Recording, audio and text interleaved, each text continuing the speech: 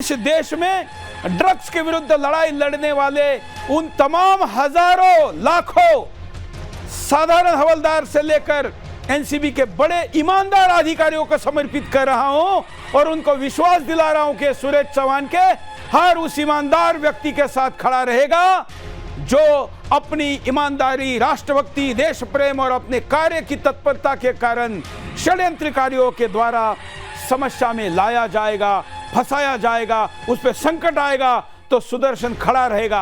क्योंकि हमारा नारा है, साधु संत सती और सैनिक को सताए तो हमको बताएं। तो सैनिक केवल सीमा पर खड़ा नहीं होता है, एसआईटी पुलिस में, पैरामिलिट्री में, मिलिट्री में, एनसीबी में, पत्रकारिता में, गौरक्षक, ये भी सारे सैनिक है। और ये जो समस्या में आते हैं तो सुदर्शन उनके साथ खड़ा होता है। ये जो सारे चरित्र आज मेरे पीछे आप देख रहे हैं, ये सारे लोगों का इसमें एक भूमिका है, एक उर्दू में कहे तो किरदार है। समीर वानखेड़े, अब जानते हैं कि वही अधिकारी है जिनके बारे में मैं बात कर रहा हूं, जिन्होंने, अब विजुअल देखेंगे आर्यन को गिरफ्तारी के वगैरह तो आप इनको निश्चित तौर पर भूले नहीं होंगे। आर्यन इस बगल में, यहाँ आर्यन है, आर्यन के विजुअल भी दिखाते रहिए। शाहरुख खान है, लोग उनको सुपरस्टार अभिनेता भी कहते हैं। और इसमें एक और कैरेक्टर है, एक कैरेक्टर है ये वाला, ये है शरद पवार जी की सुपुत्री है और नेशनलिस्ट कांग्रेस पार्टी की अभी वर्किंग प्रेसिडेंट घोषित की गई है। शरद पवार जी के पार्टी पर अपने स्थान पर एक तरीके से उन्होंने उसको रखा है, इनकी भी भूमिका है। इन सभी चार ही लोगों के बारे में, और यह फोटो उनका नहीं लिया है, लेकिन डीएलए जो कि डिपार्टमेंटल लीगल एडवाइजर होता है, प्लस एनसीबी के कुछ अधिकारी, इन सभी के मैं केवल मोबाइल की चैट या कॉल का रिकॉर्ड दिखाने वाला हूं। यह सब कुछ सर्टिफाइड डॉक्यूमेंट है। मैं किसी गुप्त सोर्सेस से मुझे मिला और इसका सोर्स अननोन है, ऐसा नहीं है। यह सारे डॉक्यूमेंट में जो आपके सामने दिखा रहा हूं, जिसमें सर्टिफाइड है, वेरीफाइड है, फैक्ट चेक है, कोई फेक न्यूज का आरोप नहीं लगा सकता। अब मैं आपको स्मरण दिलाता हूं, यह वीडियो आप निश्चित तौर पर भूले नहीं होंगे कि शाहरुख खान के बेटे आर्यन खान की ड्रग्स केस में गिरफ्तारी हुई थी। इस गिरफ्तारी के बाद हिंदुस्तान में कई दिनों तक केवल इसी की चर्चा रही, क्योंकि शाहरुख जैसे बड़े व्यक्ति के बेटे का यह अरेस्ट था। मैं किसी के भी बेटे पर यह दिन आए या किसी भी पिता को यह भुगतना पड़े, ऐसा कभी नहीं चाहूंगा, दुश्मन के भी नहीं चाहूंगा। हम आज का यह विश्लेषण केवल शाहरुख खान मुसलमान इसलिए नहीं, बल्कि हम शाहरुख खान जैसी हाई प्रोफाइल हस्ती किसी केस में जब सम्मिलित होती है तो उस केस में कितने हाई प्रोफाइल टर्नआउट होते हैं, वो मोड़ बदलती है, यह दिखाने के लिए कर रहे हैं। केसेस एक नहीं है, कई और भी केसेस होंगे, लेकिन सबसे बड़ी केस पर हाथ लगाकर जब हिंदुस्तान को हम उदाहरण प्रस्तुत करेंगे तो फिर छोटे केसेस अपने आप ही उसमें शांत हो जाएंगे। और इसलिए हमने आज आर्यन शाहरुख खान इस केस को लिया है। इस वीडियो के साथ आपको याद होगा कि एक एसआईटी की घोषणा हुई थी, मतलब शाहरुख खान से इस केस में समीर वानखेड़े ने 25 करोड़ रुपए मांगे, ऐसा कहा गया था। फुल स्क्रीन दिखाइए। हम इसके लिए दूसरे समाचार माध्यमों के स्क्रीनशॉट आपको दिखा रहे, ताकि यह केवल सुदर्शन की मनगढ़ंत कहानी ऐसा आपको नहीं लगे। समीर वानखेड़े आर्यन खान केस से बाहर जांच के लिए गठित की गई एसआईटी, यह मैं तब की बात कर रहा हूं जब महाराष्ट्र में शिवसेना, कांग्रेस और एनसीपी की सरकार थी। समीर वानखेड़े पर आरोप लग रहे थे। आघाड़ी सरकार के मंत्री नवाब मलिक प्रेस कॉन्फ्रेंस कर रहे थे, रोज रोज नई नई बातें कर रहे थे और समीर वानखेड़े पर 25 करोड़ रुपए लेने का आरोप लगा।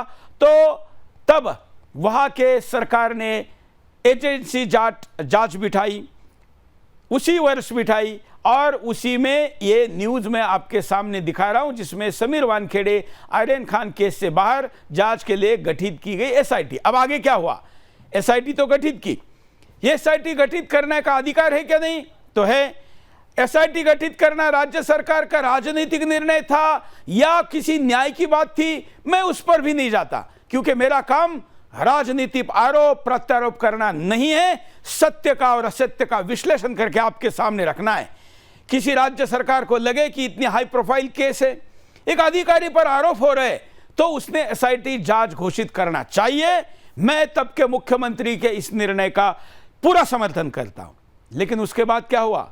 कुछ ही महीने बाद महाराष्ट्र सरकार ने जो एसआईटी नांगरे पाटिल जैसे ईमानदार अधिकारियों के साथ कई और लोगों को लेकर बनाई थी, जिसने जांच करनी थी कि क्या समीर वानखेड़े ने शाहरुख खान मुसलमान है इसके लिए उसके बेटे आर्यन को पकड़ा था, क्या उसकी गिरफ्तारी पैसे के लिए की गई थी या न्याय के लिए की गई थी, और अगर पैसे के लिए अर्थात भ्रष्टाचार के लिए की गई थी तो उसके क्या सबूत है, उसका विश्लेषण करना था।